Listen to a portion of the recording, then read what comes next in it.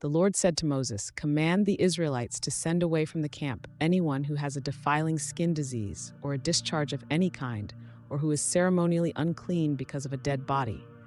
Send away male and female alike. Send them outside the camp, so they will not defile their camp, where I dwell among them." The Israelites did so. They sent them outside the camp. They did just as the Lord had instructed Moses.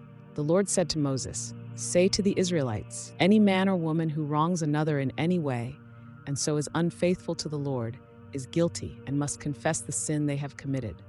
They must make full restitution for the wrong they have done, add a fifth of the value to it, and give it all to the person they have wronged. But if that person has no close relative to whom restitution can be made for the wrong, the restitution belongs to the Lord and must be given to the priest, along with the ram with which atonement is made for the wrongdoer. All the sacred contributions the Israelites bring to a priest will belong to him. Sacred things belong to their owners, but what they give to the priest will belong to the priest." Then the Lord said to Moses, "Speak to the Israelites and say to them, if a man's wife goes astray and is unfaithful to him so that another man has sexual relations with her, and this is hidden from her husband, and her impurity is undetected, since there is no witness against her and she has not been caught in the act, and if feelings of jealousy come over her husband and he suspects his wife and she is impure, or if he is jealous and suspects her even though she is not impure, then he is to take his wife to the priest. He must also take an offering of 1/10 of an ephah of barley flour on her behalf. He must not pour olive oil on it or put incense on it, because it is a grain offering for jealousy, a reminder offering to draw attention to wrongdoing. The priest shall bring her and have her stand before the Lord. Then he shall take some holy water in a clay jar and put some dust from the tabernacle floor into the water. After the priest has had the woman stand before the Lord, he shall loosen her hair and place in her hands the reminder offering, the grain offering for jealousy, while he himself holds the bitter water that brings a curse.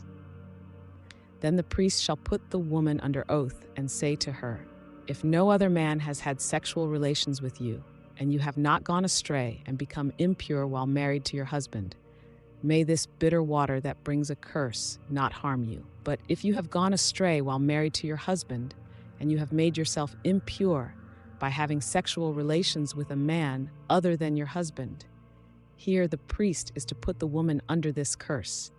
May the Lord cause you to become a curse among your people when he makes your womb miscarry and your abdomen swell.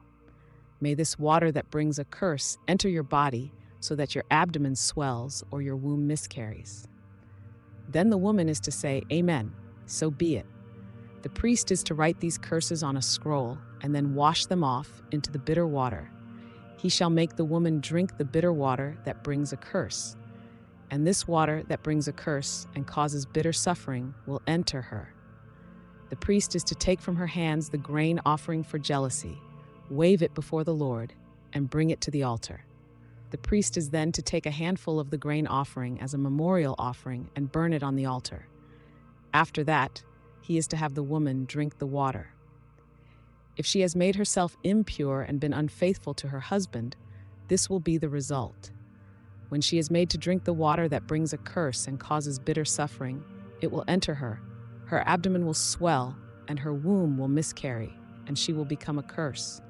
If, however, the woman has not made herself impure but is clean, she will be cleared of guilt and will be able to have children. This, then, is the law of jealousy, when a woman goes astray and makes herself impure while married to her husband, or when feelings of jealousy come over a man because he suspects his wife.